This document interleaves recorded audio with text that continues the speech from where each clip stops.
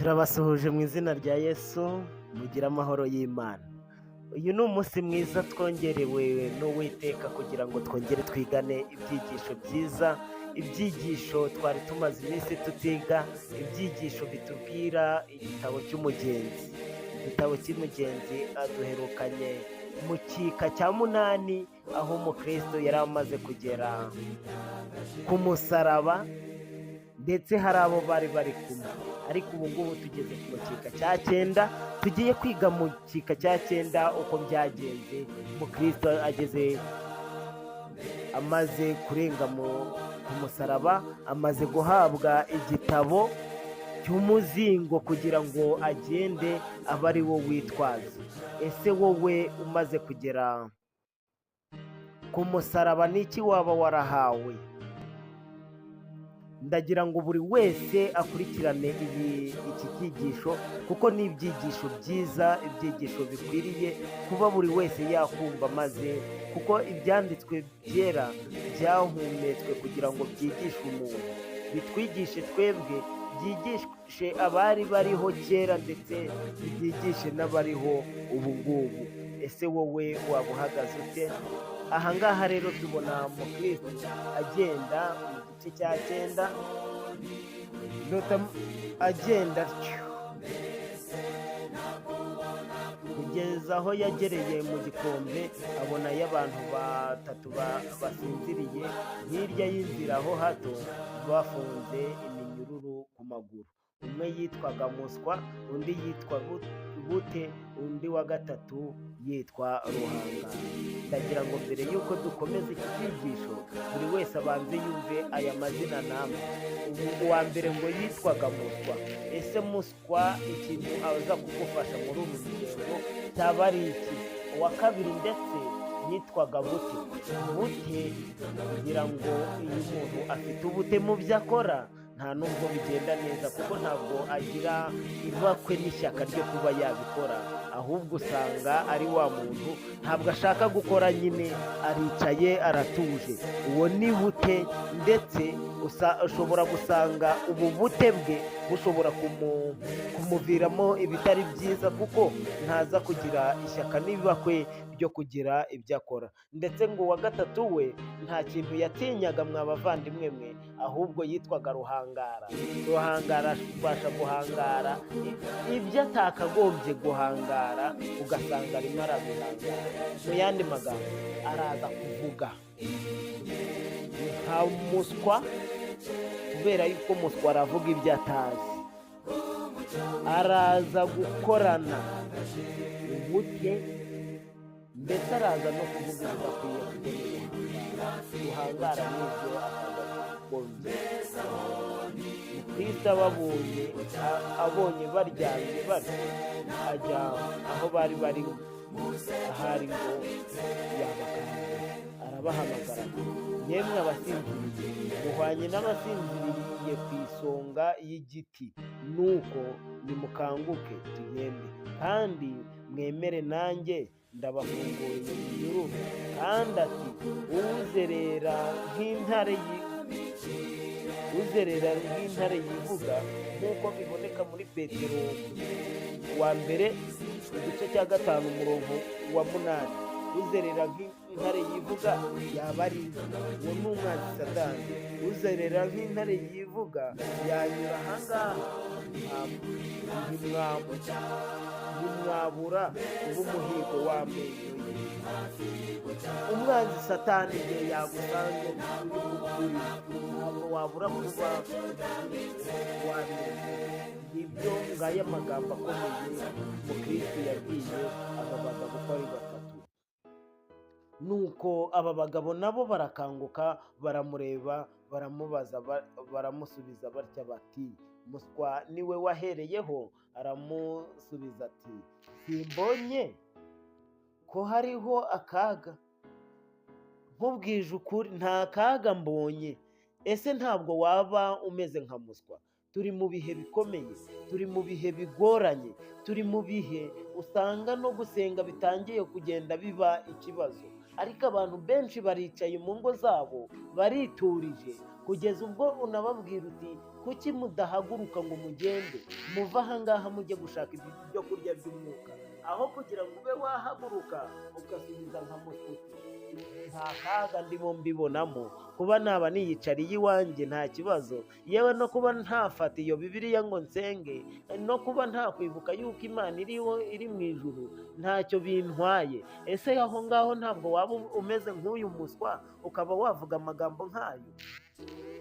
Ndagira ngo mu gihe turi kwigana bino byigisho mujye mubitekerezaho, mutekereze kuri aba bagabo ba muswa ndetse n'abandi tugiye kuvuga, ariko wongere wikure kuri aba bagabo, nawe witekerezeho wibaze ngo njyewe mpagaze he. Nuko muswa amaze kuvuga yuko nta kaga rimwe abona muri ibyo bintu, Bute nawe arasubiza ati reka nongere nisinzirireho hato. Kandi twamaze kubona yuko Kristo yamubwiye ngo igihe mwaba mukomeje kuryama hano, uzerera nk'intare yivuga ashobora kuza akabasanga hano maze akabagira umuhigo w'amenyo ye. Ariko Bute ntabwo yabonye yuko koko ashobora kuba umuhigo w'amenyo ye, ahubwo yaravuze ngo reka nongere nisinzirireho hato. Ese mu gihe gisa nk'iki muvandimwe, aho ntiwaba usinziriye? Ndagira ngo ubitekereze, ariko utekereza kuri iki cyigisho. Ese mu gihe turimo, igihe gikomeye, ibihe bigoranye, mu bihe bisa nk'ibi, ntabwo waba usinziriye?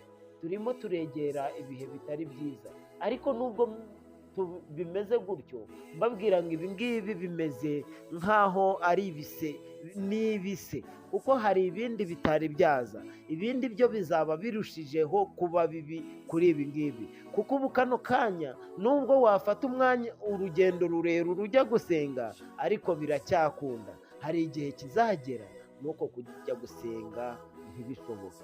Ese ko igihe kigeze kandi ko kirimo gisohora ngo umuntu atungwe n'ayo yamenye, wowe waba waramenye bingana iki?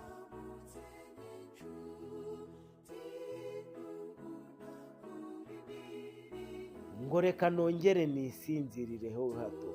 Nuko ruhangara wa wundi uhora uhangara ibintu ibyo ari byo byose, atarebye ku cyubahiro cy'uwo agiye kubwira, aramusubiza ati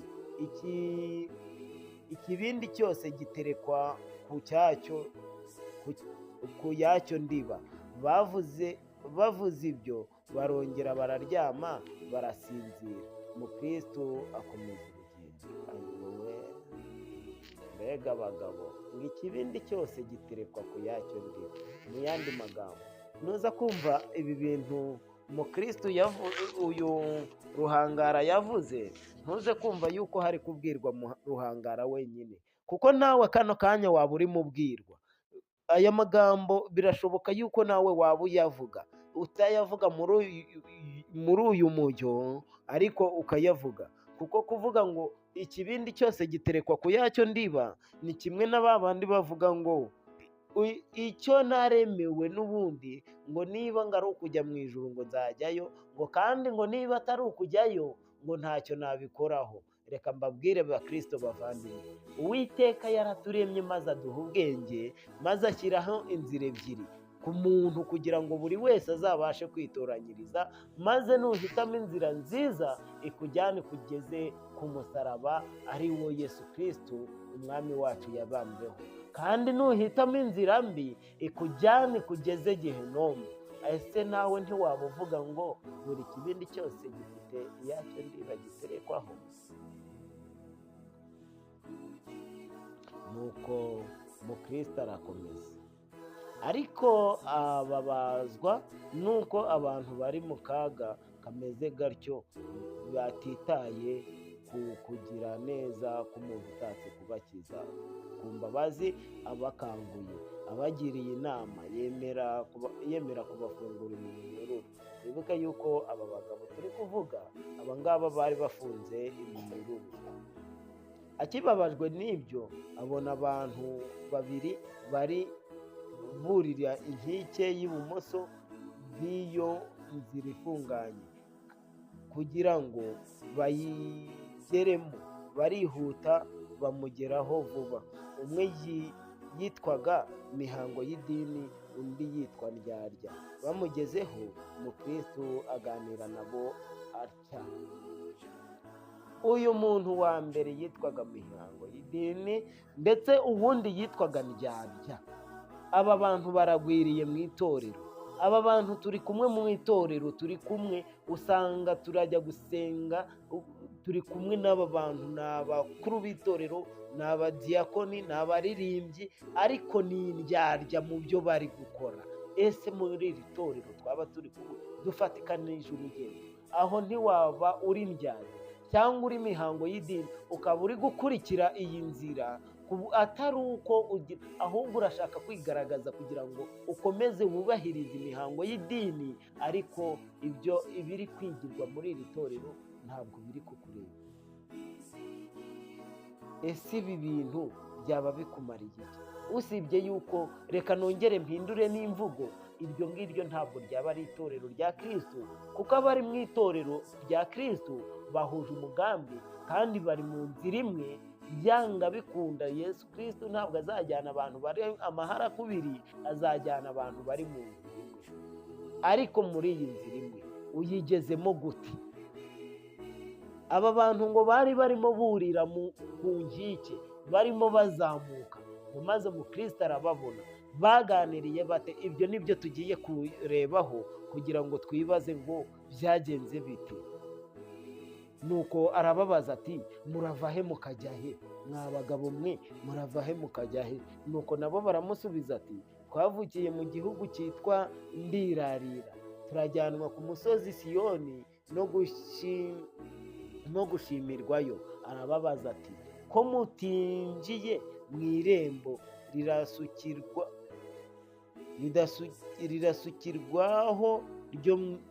ridasukirwaho ryo muri iyi nzira, ntimuzi yuko byanditswe ngo uwinjira mu rugo rw'intama atanyuze mu rugo rw'intama, atanyuze mu irembo, ahubwo akurira ahandi, uwo ni umujura kandi ni n'iki? Uwo ni umujura kandi ni n'umunyazi. Uwinjira muri iri rembo, uwinjira mu rugo rw'intama akinjiramo akageramo, uwo nguwo akageramo ariko atanyuze mu irembo, uwo nguwo ni umujura ndetse ngo ni n'umunyazi. Ibi ngibi turabisanga muri Yohana 10:1. Iyo ugiye mu mukumbi ukageramo, maze ukageramo utaciye mu irembo ryuguruwe kugira ngo abantu, ushinzwe iryo rembo akubone, iyo nyiri irembo agusanzemo akwita umujura uje kwiba intama ze, kandi akakwita umunyazi. Hari irembo ryugurure wawubashakaga cyiza, wawubakire nawubakene, bose barinyuremo. Mbega ineza n'imbabazi byatumye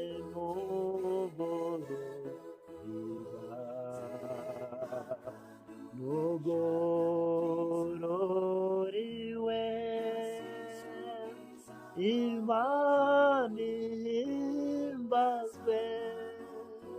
Ese ko iri rembo ryaba ryaruguriwe kugira ngo buri wese arinyuremo, kuki watinya kurinyuramo? Niba utari umujura ukaba utari umunyazi, uratinyira iki kurinyuramo? Iri rembo ryugururiwe abakire n'abakene kugira ngo buri wese abashe kurinyuramo, maze Imana irusheho guhimbazwa. None wowe aho kurinyuramo, ahubwo usimbutse igipangu, wisanze muri rwa rwuri. Ese nyiri irembo naza kugusangamo arakwitwikira. Ariko ahangaha batubwiye ngo umwe yitwaga Mihango y'idini ndetse undi yitwa Ndyarya. Ngaba abantu turi gusanga muri aya marembo, ariko hano ibyanditswe byera biratubwira yuko aba bantu ni abajura, mu yandi magambo ni ibisambo, ndetse ngo ni abanyazi, mu yandi magambo baje kwiba intama baje kwiba intama za nyir'umukumbi. Mu gihe mu itorero hagezemo indyarya, buri gihe iyo ndyarya bije kuryarya bari muri iryo torero, ugasanga ibayobeje inzira bari barimo, ahubwo bagatangira bagatatana. Igihe hajemo ba mihango y'idini, ntabwo bazigera bumva ukuri kw'Imana ishobora byose, ahubwo bazagendera kuri ya mihango y'idini, usange byose barabizambije, ndetse bagende babiba izo mbuto mu bandi, usange bari kugenda biba za ntama gake gake, buto buto.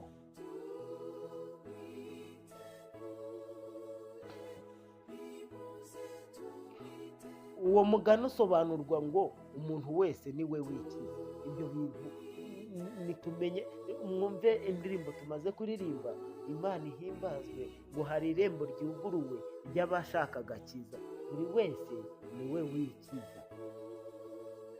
Nuko baramusubiza bati, abo mu gihugu cyacu bose bagira inzira z'iryo rembo, bose bagira inzira y'iryo rembo n'uruboko, nuko bamenyereye kunyura mu nzira y'ubusamo, bakurira inkike nk'uko dukoze. Ngaha nimunyumvire namwe aba bantu barimo baramusubiza bati, abo muri icyo gihugu cyandirarira bagira iyo migenzo, basanzwe banyura aho ngaho. Ndagira ngo ngusabe wowe ukurikiye Cano Musabyimana Jacques, kugira ngo utaza gufatirwa muri iki kintu, kandi nuza kwisangamo usabe Mwuka Wera, kuko Kristo ari ku ntebe y'imbabazi, ahora ateze ibiganza kugira ngo yakire buri wese ubasha kumva kandi akamusanga. Aba bantu bo ngo nuko bameze, ariko nyamara baramutse bisubiyeho, Uwiteka ashobora kubababarira. Kandi ubwo tugeze muri iyi nzira, uko twagezemo kose ntibihwanye. Ubwo turimo nawe winjiye mu irembo, ntuturusha kuba mu nzira. Nubwo twuriye inkike, none uturusha iki? Mwabumvise? Nabo mu gihugu bita gute harya mw'abantu? Iki gihugu bacyita harya ngo ni ukwirarira, ni mwirarira. Barimo baramubwira yuko gatabarusha ngo kuba mu nzira, kandi nyamara yabanje kubabwira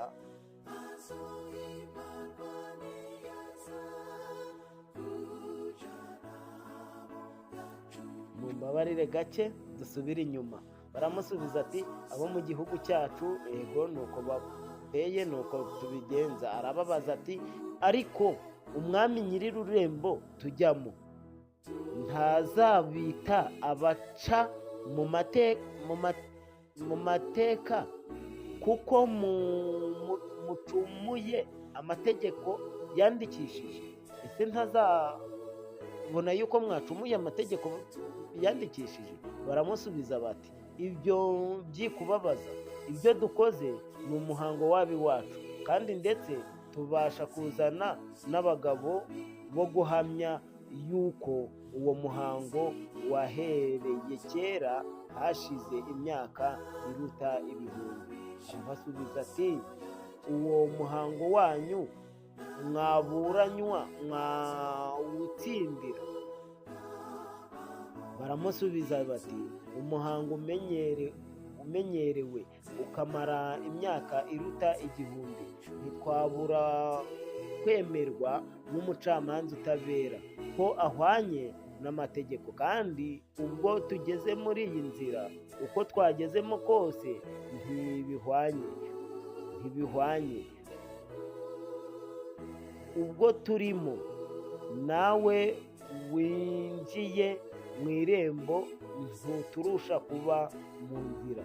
Nubwo dukuriye inkike, none uturusha iki? Nguko uko aba bantu ba mihango y'idini, nguko uko ba ndyarya bameze. Ba mihango y'idini akagenda akavuga ati njye ntura amafaranga menshi, njye nkora ibi ngibi mu itorero, njye nkora ibi n'ibi n'ibi n'ibi n'ibi n'ibi, ariko wowe kumbwira yuko ukiranutse, bimaze iki kutandusha gukiranuka, kutandusha kwemerwa n'itorero? Ndagira ngo ubitekereze, witekerezaho. Arabasubiza ati ngenda nk'uko mbwirizwa n'amategeko ya databuja. Haleluya. Ndagira ngo buri wese avuge nk'uko uyu mukristo yavuze ngo ngenda nk'uko mbwirizwa n'amategeko ya databuja. Nshuti muvandimwe mukristo nkurikiye kuri iyi cano, nugenda nk'uko ubwirizwa n'amategeko ya Yesu Kristo, uzabaho neza kandi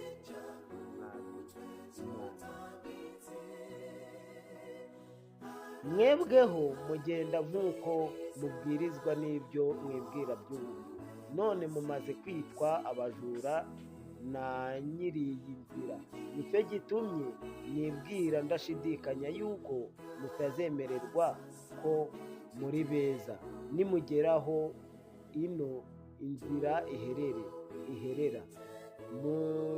Mugeze mu nzira ku bwanyu mudakurikije itegeko rye, muzavamo mwenyine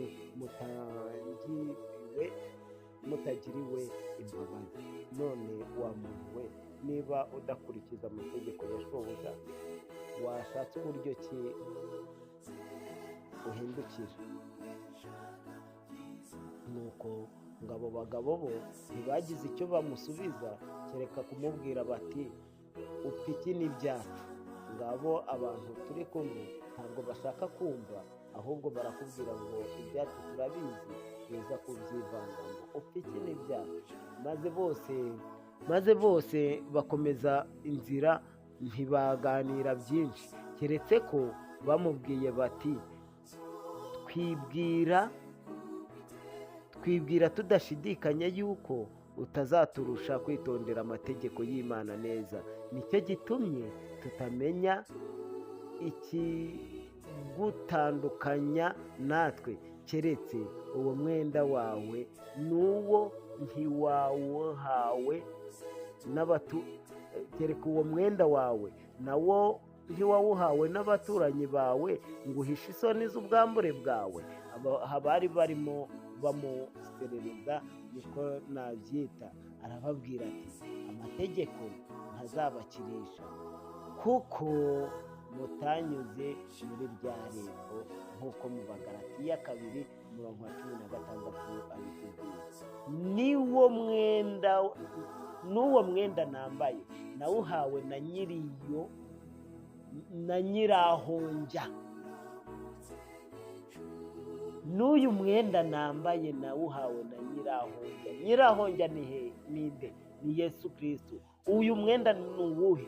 Turaza kuwusanga mu butumwa bwiza uko bwanditswe na Matayo igice gato ndakibabwira, aho kitubwira imyambaro dukwiye kwambara ngo kugira ngo zihishe isoni z'ubwambure bwacu. Uyu ni wo mwenda mu Kristo yari yambaye.